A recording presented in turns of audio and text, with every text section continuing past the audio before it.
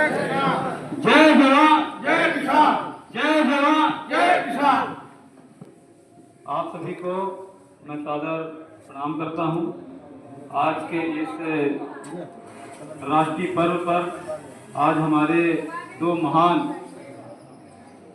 महापुरुषों की जयंती है, जिनको प्यार से हम बापू कहते हैं, महात्मा गांधी जी को, और जिन्होंने उस गरीबी, उस परिस्थिति को, उस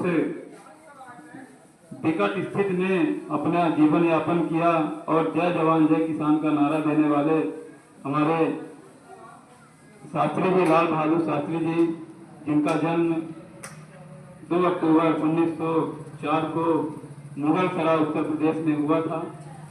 यह थोड़ा सा हम ये जानकारी शेयर करना चाहेंगे कि यह एक बहुत ही मिडिल परिवार से थे। इनके पिताजी का नाम शारदा प्रसाद श्रीवास्तव जी था, माता का नाम राम दुलारी था।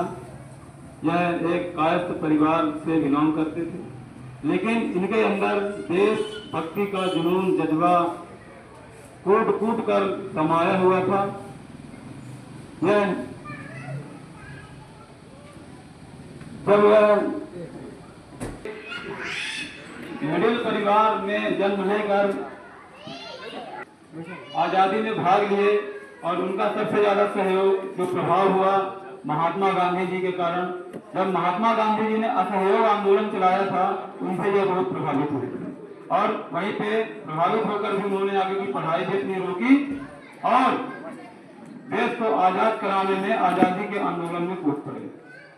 ठीक जब देश हमारा आजाद हुआ, पंडित जवाहरलाल नेहरू जी भारत के प्रधानमंत्री बने। उस समय यह रेल मंत्री थे, गृह मंत्रालय भी उनके पास था।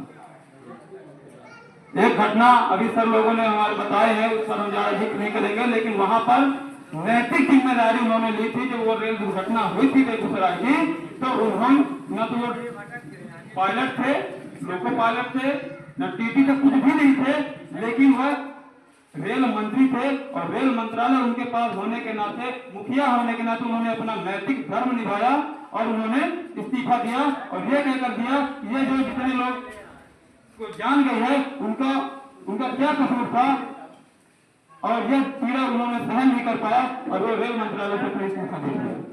ठीक उसके बाद जब 1964 में पंडित जवाहरलाल नेहरू जी की मृत्यु होती है लंबी बीमारी के बाद, वह उनको भारत के दूसरे प्रधानमंत्री के रूप में 9 जून 1964 को वह प्रधानमंत्री का शपथ ग्रहण करते हैं। और इसके बाद क्योंकि उस समय देश मेरा आजाद हुआ था और देश विकट परिस्थितियों से गुजर भी रहा था, क्योंकि 1900 जैसे ही देश आजाद हुआ 1947 में, उसके बाद 62 में चाइना ने हमारे ऊपर अटैक किया था। हम उतना संपन्न नहीं हो पाए थे, लेकिन फिर भी हमारी भारत की सेना ने उनका मुकाबला किया। ठीक इसके बाद 1965 का युद्ध भारत पाकिस्तान के साथ चला। उस समय भी देश की स्थिति बहुत ठीक ठाक नहीं थी, लेकिन भारत की सेना ने